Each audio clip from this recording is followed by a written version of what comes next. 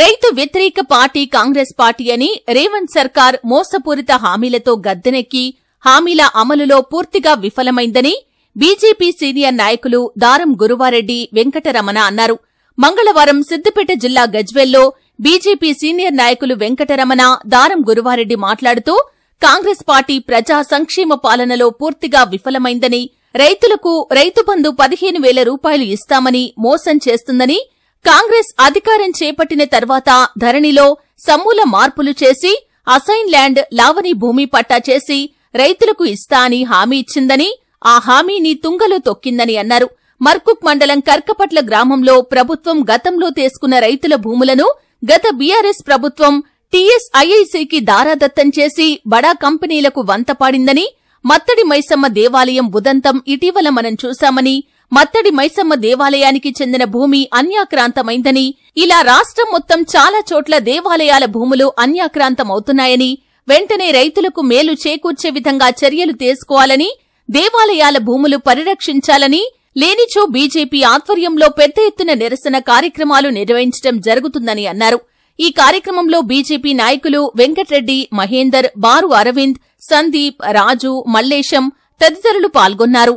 ఈ కొత్త కాంగ్రెస్ ప్రభుత్వం వచ్చిన తర్వాత రైతులకు మేలు చేస్తాం, మాది రైతు ప్రభుత్వం అవుతుంది, వచ్చి రాగానే మేము ధరని రద్దు చేస్తాము, ఇంతకుముందున్న టీఆర్ఎస్ ప్రభుత్వం అక్రమంగా లాక్కున్న భూములన్నీ పేదోళ్లకు తిరిగి రాసిస్తాం, పేదోళ్లకు పట్టాలు ఇస్తాం, అసైన్మెంట్ భూములు పట్టాలు చేస్తాము, లావణి పట్టాలు చేసిస్తాము అని ప్రగల్భాలు పలికి ఇవాళ ప్రభుత్వంలోకి వచ్చిన కాంగ్రెస్ ప్రభుత్వాన్ని ఇవాళ కర్కపట్ల విలేజ్, మర్కుక్ మండలం, గజ్వేల్ నియోజకవర్గం, సిద్దిపేట జిల్లాకు సంబంధించి ఏదైతే హాట్ ఇష్యూ చిన్న దగ్గర మొదలైంది. అక్కడున్న మత్తడి మైసమ్మకు సంబంధించిన ఆలయానికి సంబంధించి ఏదైతే ఇష్యూ మొదలైందో, టీఎస్ఐసి, ఇంతకుముందున్న టీఎస్ఐసి వాళ్ళు, అంతకుముందున్న ఏపీఐఐసి వాళ్ళు, తర్వాత ఇప్పుడున్న టీజీఐఐసి, వీళ్ళ ముగ్గురి మధ్యలో 3 రకాల మ్యాప్స్ అక్కడ ఒక విలేజ్ లో ఇండస్ట్రియల్ జోన్ కోసము తీసుకున్నారు.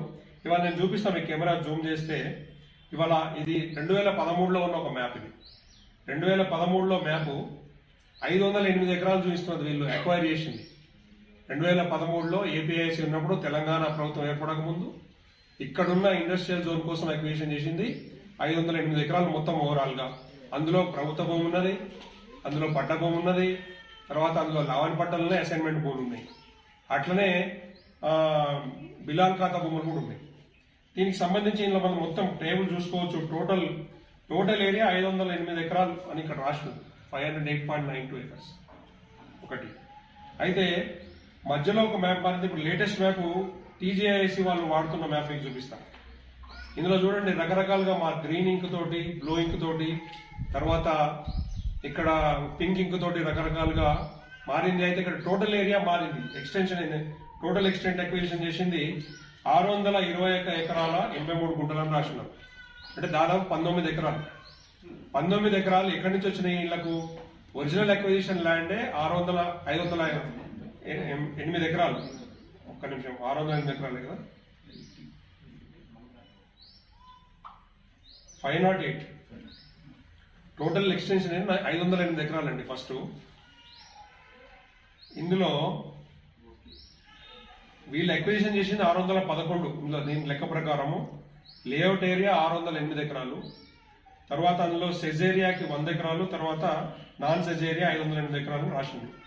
ఏది 2013 మ్యాప్.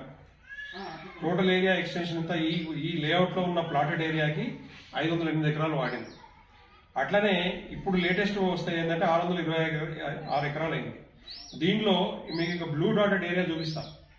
ఇక్కడ చూసే ఏరియా దీనిలో 4 ఎకరాలు ఒక స్పాట్. ఇది బిలాల్ ఖాతా, గవర్నమెంట్ ల్యాండ్. ఇది, దీన్ని ఎవరి మీద హక్కు లేదు. వీళ్ళు టీజేఐసి వాళ్ళు అక్రమంగా లేఅవుట్ లో మార్కప్ చేసి దీని ఎదురుగా ఉన్న ఒక ప్రైవేట్ ఫార్మా కంపెనీకి అప్పచెప్పినారు. దీని లోకల్ అక్కడున్న రైతులు, అక్కడున్న గ్రామస్తులు ఈ విషయంలో కొట్లాడుతున్నారు. చుట్టుపక్కల ఉన్న రైతులకు సంబంధించి కూడా భూములను వీళ్ళు కబ్జా పెట్టుకుని అందరిని బెదిరించి పోలీసులను పంపించి ఏటీ టీంలు, సర్వే టీంలు అని చెప్పి అక్కడి నుంచి రైతులను బయటికి పంపించే ప్లాన్ చేస్తున్నారు. ఇక్కడ బ్లూ మార్క్ తోటి ఐడెంటిఫై అయిన వీళ్ళేమో టోటల్ ఎక్స్టెంట్ ఏరియా ఈ స్క్వేర్ అంతా అమ్ముకున్నామని చెప్తున్నారు. టోటల్ ఏరియా 9.7 ఎకరాలండి, దాదాపు 8 ఎకరాలు ఇక్కడ చెప్తున్నారు. అందులో ప్రైవేట్ ల్యాండ్ ఉంది. ఇక్కడ ఈ ప్రైవేట్ ల్యాండ్ కూడా మీరు చూస్తే ఈ ప్రైవేట్ ల్యాండ్ కూడా కబ్జా పెట్టేసి చుట్టుపక్కల గోడ పెట్టేసుకుని వాళ్ళని బలవంతంగా బయటకు పంపించే ప్రయత్నం చేస్తారు. ఇట్లా చూస్తే దాదాపు 19 ఎకరాలేమో ప్రైవేటు రైతులకు సంబంధించింది, తర్వాత 18 ఎకరాల చిల్లర గవర్నమెంట్ కి సంబంధించిన ల్యాండ్ వీళ్ళు కబ్జా పెట్టుకుని టీఏసీ వాళ్ళు ఇల్లీగల్ గా అక్విజిషన్ చేసినామని చెప్పి అక్కడున్న రైతులను బలవంతంగా బయటకు పంపించే ప్రయత్నం చేస్తున్నారు. కరకపట్లలో అక్కడ మత్తడి మైసమ్మకు సంబంధించిన ఆలయము, ఆ గ్రామస్తులకు సంబంధించిన నమ్మకము కాబట్టి వాళ్ళు 621 ఎకరాలు మీ లెక్క ప్రకారం మొన్న ఇంతకుముందు మనము మర్కూక్ మండల ఎంఆర్ఓ గారి కార్యాలయంలో అందరు అధికారులు అఖిలపక్షం సమావేశంలో డిస్కస్ చేసిన 621 ఎకరాల కంటే దాదాపు ఇప్పుడు ఈ మ్యాప్కే 7 ఎకరాలు పెరిగింది.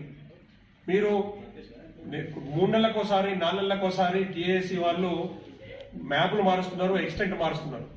నంబర్ 1.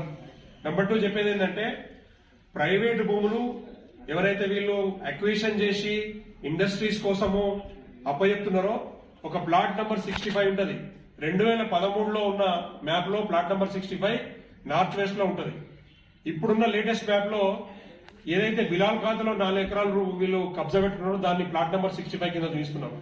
అంతకుముందు 2009లో ఉన్న మ్యాప్ లో ప్లాట్ నంబర్ 65 కిందికి సౌత్ వెస్ట్ లో ఉంటుంది. 600 ఎకరాల్లో ఈ ప్లాట్ నంబర్ 65 ఎన్నిసార్లు మారుతుంది? లేఅవుట్ నంబర్లు ఎన్నిసార్లు మారుస్తారు మీరు?